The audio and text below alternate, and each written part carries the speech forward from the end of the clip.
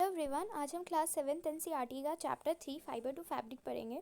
तो चलिए इससे स्टार्ट करते हैं। क्लास 6 में हमने पढ़ा था कि कुछ फाइबर्स जो है कि ऑब्टेन होते हैं वो प्लांट से। हमने ये भी पढ़ा था कि वूल और सिल्क फाइबर्स वो ऑब्टेन होते हैं एनिमल से। वूल कहाँ से ऑब्टेन होता है? फ्लीस से। फ्लीस मतलब हेयर, शिप और याक के। सिल्क फाइबर्स आता है कोकून्स, सिल्क मॉथ में। अब इसमें हमें कुछ क्वेश्चंस दिया है जिसमें हमें पूछ रहा है कि आपको पता है कि कौन सा शिप का बॉडी येल्ड करता है फाइबर्स, और क्या आपको पता है कि आपको अवेयर है इन बातों से कि ये जो फाइबर से कन्वर्ट हो जाता है वुलन यार्न में, जो कि जिससे हम स्वेटर्स को बाय करते हैं, नीट स्वेटर्स को हम बाय करते हैं ना। नीट मतलब जो वो गुने हुए स्वेटर्स होते हैं। फिर ये भी ऐसे कुछ क्वेश्चंस होते हैं, सारे क्वेश्चंस का आंसर हम इस चैप्टर में पता करेंगे। Animal fibres, wool and silk. अब वूल क्या होता है? वूल आता है शीप, गोट, याक और कुछ अदर एनिमल्स। ये जो वूल एल्डिंग एनिमल्स ये बियर करते हैं हेयर उनके बॉडी पे। हमें पता है कि क्यों इस इन एनिमल्स के में थिक कोट ऑफ एयर होता है, क्योंकि जो हेयर है ना वो ट्रैप करता है बहुत ज़्यादा एयर को। एयर एक पुअर कंडक्टर है हीट का, मतलब ये हीट को अपने आप से पास नहीं होने देता है। सो जो हेयर है वो कीप करता है इन सारे एनिमल्स को वार्म। और वूल कहाँ से डेराइव होता है? वूल डेराइव होता है इन्हीं हेयरी फाइबर से। एक एक्टिविटी है। अब हमें फील करना है हेयर अपने बॉडी पे, अपने आर्म्स पे और जो कि हमारे सर पे है। क्या आपको कुछ डिफरेंस पता चला? कुछ कोर्स होगा यानी कि कड़ा हेयर होगा और कुछ सॉफ्ट होगा, ठीक है। लाइकस, जो हमारी तरह जो हेयरी स्किन होता है शिप को, उसमें भी दो टाइप्स के फाइबर्स होते हैं। पहला कौन सा? तो कोर्स बियर्ड हेयर, मतलब जो बहुत ख़राब तरीके जो एकदम कड़े वाले बाल होते हैं ना उनके बियर्ड में यानी कि दाढ़ी में। तो fine soft under hair close to the skin, और एकदम सॉफ्ट वाला हेयर जो कि उनकी स्किन में होता है। The fine hair provides the fibres for making wool. जो फाइन हेयर वो प्रोवाइड करता है फाइबर वूल को बनाने के लिए। कुछ ब्रीड्स ऑफ शिप होते हैं जो कि ना सिर्फ पोसेस करते हैं सिर्फ फाइन अंडर हेयर, जिसमें सिर्फ अच्छे हेयर होते हैं, सॉफ्ट हेयर। ये इनके जो पेरेंट्स होते हैं वो उनको स्पेशली चूज करते हैं वैसे ही शिप को बर्थ करने का जिनका सिर्फ सॉफ्ट अंडर हेयर हो। ये जो प्रोसेस है, लेट मी हाईलाइट इट। ये जो प्रोसेस है सेलेक्ट करने का, पेरेंट्स ऑब्टेन करने का स्पेशल कैरेक्टर्स उनके ऑफ स्प्रिंग में यानी कि बच्चे में, जैसे कि सॉफ्ट अंडर हेयर शिप में, उसे हम क्या कहते हैं? सिलेक्टिव ब्रीडिंग, ठीक है। यहाँ पे आपको एक शिप का पिक्चर दिख रहा होगा। अब हम बात करेंगे animals that yield wool. Several beards of ship जो होते हैं, ब्रीड्स ऑफ शिप होते हैं, वो फाउंड होते हैं different parts of our country में। हाउएवर जो फ्लीस है शिप का, वो ना सिर्फ वही एक सोर्स नहीं है वूल का। जो वूल है जो हमारे कॉमनली अवेलेबल होता है मार्केट में, वो शिप वूल होता है, ठीक है। याक वूल जो वो है, वो याक वूल कहाँ कॉमन है? याक वूल कॉमन है हमारा तिब्बत और लद्दाख में। अब मोहेर कहाँ से ऑब्टेन होता है? वो अंगोरा गोट से। मोहेर एक काइंड ऑफ का वूल है जो कि हिली रीजन्स में पाया जाता है, जम्मू एंड कश्मीर में। वूल जो है ऑब्टेन होता है जो कि गोट हेयर से, ठीक है। वो जो गोट हेयर से भी वूल ऑब्टेन होता है। जो अंडर फर होता है कश्मीरी गोट्स का, वो क्या होता है? सॉफ्ट होता है। वो वुवन होता है फाइन शॉल्स में, जिसे हम पश्मीना शॉल्स कहते हैं। जो फर या फिर जो हेयर होता है बॉडी में कैमल्स के, उसको भी हम वूल की तरह यूज़ करते हैं। लामा और अल्पाका एक टाइप की कैमल्स है जो कि साउथ अमेरिका में पाई जाती है, वो भी वूल को येल्ड करती है। अब एक एक्टिविटी 3.2 है। अब हमें कलेक्ट करना है पिक्चर्स कुछ एनिमल्स का जिससे वूल की तरह हम यूज़ कर सकते हैं, और हमें अपने स्क्रैप बुक में उन्हें पेस्ट करना है, ठीक है। अब अब हमें पता करना है कि जो शिप को, गोट को, कैमल को और याक में हमारे लोकल लैंग्वेजेस में उसे क्या कहते हैं और अलग अलग पार्ट में कंट्री में क्या कहते हैं। 3.3 भी एक बार एक्टिविटी देख लेते हैं। हमें आउटलाइन मैप लेना है इंडिया का, और हमें एक प्लेसेस को मार्क करना है जहाँ पे यह एनिमल्स पाए जाते हैं जो कि वूल को प्रोवाइड करते हैं। तो ये नॉर्मल सी है एक्टिविटी जो कोई ज़रूरी नहीं है, इसीलिए मैं आपको हल्का हल्का बता दे रही हूँ। अब हम ये बहुत ही इंपॉर्टेंट है, फ्रॉम फाइबर्स टू वूल। वूल को ऑब्टेन करने के लिए शिप को रियर किया जाता है, पाला जाता है। ये जो हेयर है ये कट होता है और प्रोसेस्ड होता है वूल में। अब हम इस प्रोसेस के बारे में समझते हैं। Rearing and breeding of ship, यानी कि शिप को पालना और उसको ब्रीड करना। अगर हम जम्मू कश्मीर की हिल्स में जाएंगे या फिर हिमाचल प्रदेश या फिर उत्तरांचल, अरुणाचल प्रदेश या सिक्किम में, या फिर प्लेन्स जो है हरियाणा, हमारे पंजाब, राजस्थान, गुजरात, हम देखेंगे कि जो शेपर्ड्स होते हैं, शेपर्ड्स कौन होते हैं? जो कि शिप को खाना खिलाते हैं, उसको पालते हैं, ठीक है। वो ग्रेज कर रहे हैं अपने शिप को, यानी कि चराने लेके जा रहे हैं। शिप जो है वो हर्बीवोरस होते हैं। हर्बीवोरस मतलब वो सिर्फ ग्रीन खाते हैं, यानी कि वो मीट वीट नहीं खाते, वो वेजिटेरियंस होते हैं। वो प्रिफेर करते हैं ग्रास और लीव्स को। अपार्ट फ्रॉम ग्रेजिंग शिप्स, यानी कि ग्रेज तो वो कराते हैं शिप को, पर वो उन्हें खिलाते भी है। क्या चीज़, क्या खिलाते हैं? मिक्सचर ऑफ पल्सेस, दालों को खिलाते हैं, कॉर्न को खिलाते हैं, मकई को खिलाते हैं, जौवर को खिलाते हैं। ऑयल केक्स, ऑयल केक्स क्या होता है?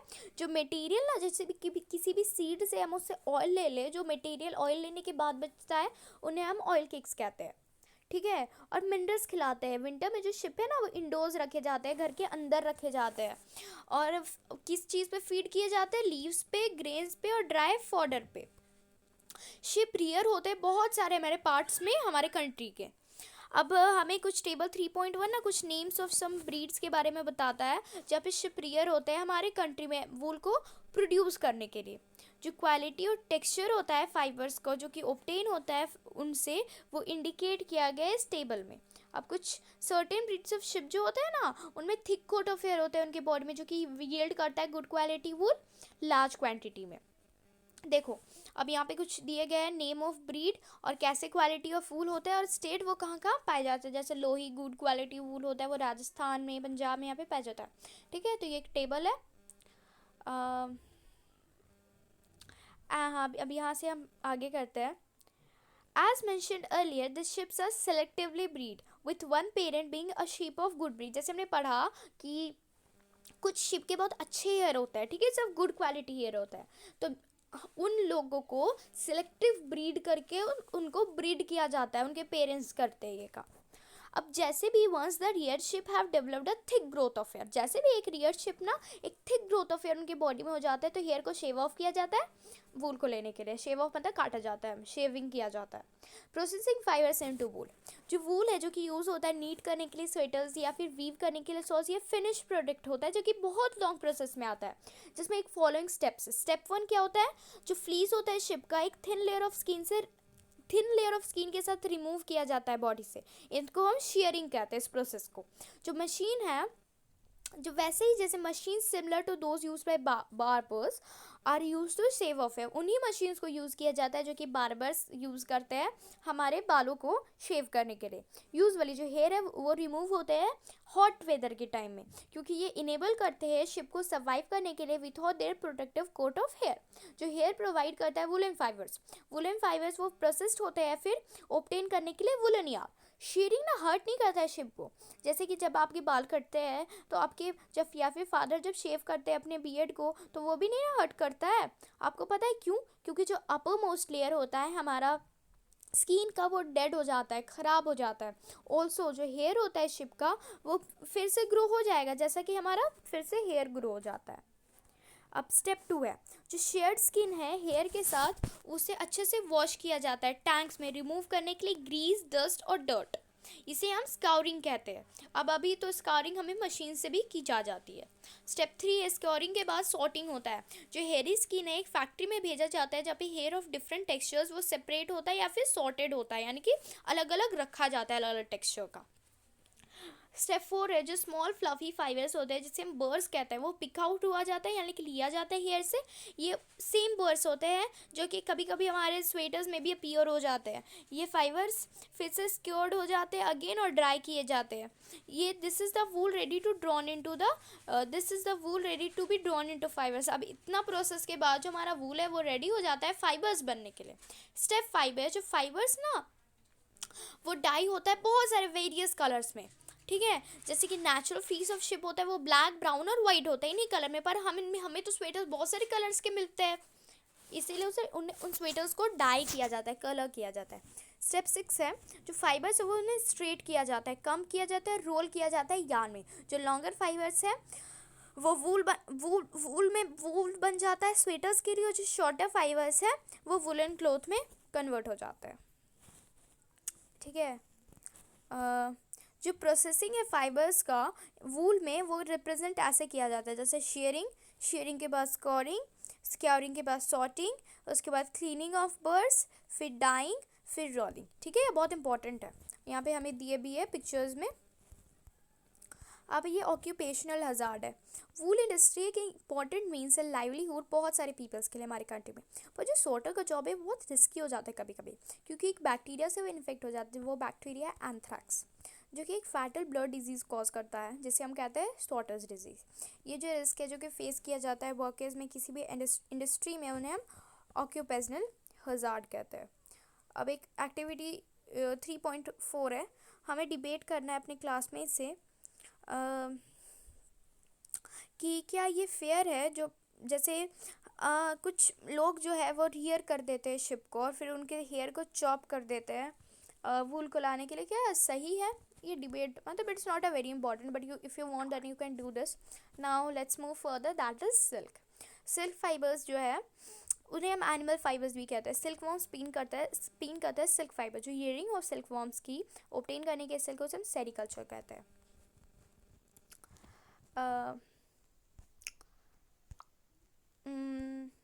अब ना हमें पढ़ना है, ये जो था मैंने स्किप किया because it's not at all important. If you want to skip it then you also skip it. Life story of silk moth के बारे में बात करती है, ये बहुत इंपॉर्टेंट है। जो फीमेल सिल्क मॉथ है वो एग्स को ले करती है, जिससे लावे निकलते हैं, जिसे हम कैटरपिलर्स या फिर सिल्क वॉर्म्स कहते हैं। वो ग्रो करते हैं साइड में। जब कैटरपिलर रेडी हो जाते हैं अपने नेक्स्ट स्टेज में जाने के लिए अपने लाइफ हिस्ट्री का, तो वो पूपा में जब जाने के लिए अपने लाइफ स्टोरी का, तो वो पूपा बन जाते हैं। पूपा वो फर्स्ट वीव करते हैं एक नेट अपने आप को होल्ड करने के लिए।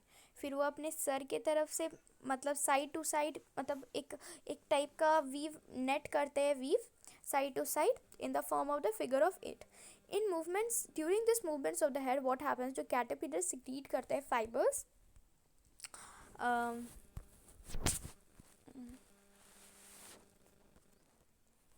Made of a protein. ये जो फाइबर जो सिक्रीट करते हैं वो प्रोटीन का होता है, ठीक है, जो कि ना एयर में एक्सपोजर हो जाता है और सिल्क फाइबर्स बन जाते हैं। सो द कैटरपिलर कंप्लीटली उसको अपने आप को कवर कर देते हैं सिल्क फाइबर्स से, फिर वो पूपा बन जाते हैं। ये जो कवरिंग को हम कोकून कहते हैं। जो फर्दर डेवलपमेंट है पूपा का इनटू मॉथ, वो कंटिन्यू होता है इस कोकून के अंदर।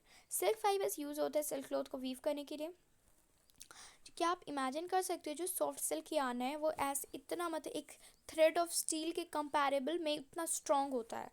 जो सिल्क यार्न थ्रेड है जो ऑब्टेन होता है कोकून से सिल्क मॉथ के। There is a variety of silk moth जो कि ना बहुत ही एक दूसरे से अलग टाइप के दिखते हैं, which look very different from one another, and the silk yarn they yield वो different होते हैं texture में, जैसे coarse, smooth, shiny, the silk, muga silk, kosa silk. That's why there are lots of variety of silk due to the difference in textures of silk. ठीक है, और वो obtain होते हैं कोकून से, जो कि स्पर्न करते हैं different types of moths. जो सबसे कॉमन सिल्क मॉथ है वो मलबेरी सिल्क मॉथ है। जो सिल्क फाइबर्स है वो कोकून से सिल्क मॉथ का जो होता है वो सॉफ्ट होता है, लस्ट्रियस होता है और इलास्टिक होता है। वो ब्यूटीफुल कलर्स में डाई हो सकता है। सेरिकल्चर या फिर कल्चर ऑफ सिल्क वॉर्म की बहुत ही ओल्ड ऑक्यूपेशन है इंडिया में। इंडिया प्रोड्यूस करता है plenty of silk commercial scale में, तो बहुत स्केल प्रोड्यूस करता है इंडिया। एक एक्टिविटी 3.5 है, collect pieces of silk cloth of various types and paste them in your scrap book. ठीक है, हमें बहुत सारे सिल्क के मतलब ये एक्टिविटी इतना इम्पोर्टेंट नहीं है, सो आई एम स्किपिंग इट। अब ये बॉक्स अच्छा है, इम्पोर्टेंट है, तो हम इसे पढ़ते हैं। इंडिया में जो वुमेन है वो साइग्निफिकेंटली इन्वॉल्व होती है वेरियस काइंड्स ऑफ इंडस्ट्रीज़ में, जो कि रिलेटेड है सिल्क प्रोडक्शन के। There are reeling of silkworms rear कर जाता है, reeling of silk from cocoons and processing of raw silk into fibres. वो कंट्रीब्यूट करते हैं नेशंस का इकोनॉमी बाय देयर इंटरप्राइज। इतनी मेहनत से वो कंट्रीब्यूट करते हैं अपना नेशंस का इकोनॉमी। चाइना लीड करता है वर्ल्ड को में सिल्क प्रोडक्शन में। इंडिया भी अच्छा रैंक करता है सिल्क प्रोडक्शन में। ओके अब ये एक्टिविटी 3.6 इम्पॉर्टेंट है, थोड़ा सा हम इसे पढ़ लेते हैं। वीडियो बना हमारी बहुत बड़ी हो रही है।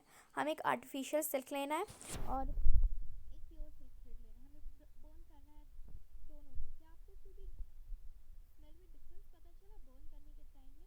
अब एक वुलन फाइबर को बर्न करना है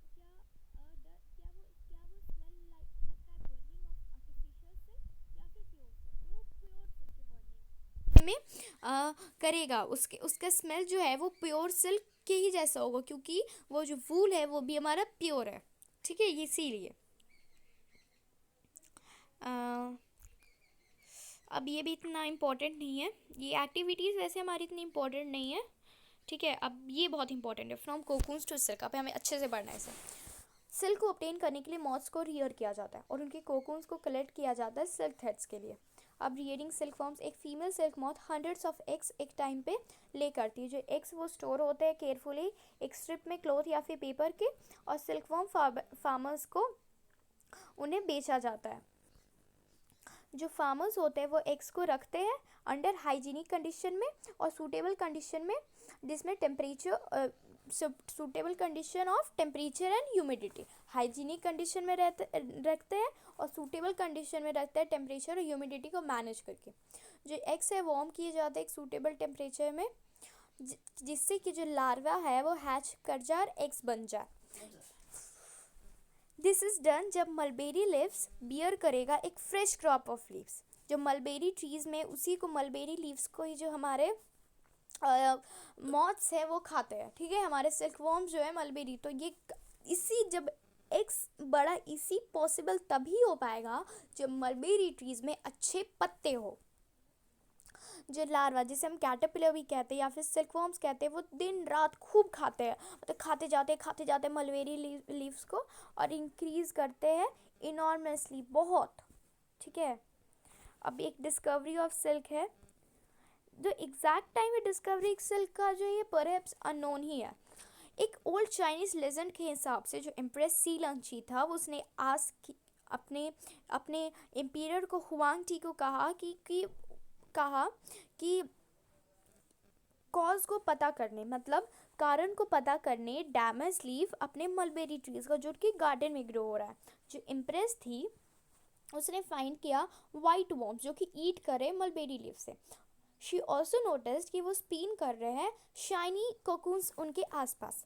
एक्सीडेंटली क्या हुआ, एक कोकून उसके कप ऑफ टी में ड्रॉप हो गया और tangle of delicate thread separate हो गया, जो कि गिर गया, तो वो सेपरेट हो गया फ्रॉम द कोकून से वो सेपरेट हो गया। सिल्क इंडस्ट्री चाइना में बिगिन हुआ और ये ना एक सीक्रेट रखा गया 100 सालों तक, ठीक है। फिर ट्रेडर्स ट्रैवलर्स इंट्रोड्यूस किया सिल्क को अदर कंट्रीज से, तो फिर ये जो रूट में वो ट्रैवल करते थे उसे आज भी हम सिल्क रूट कहते हैं।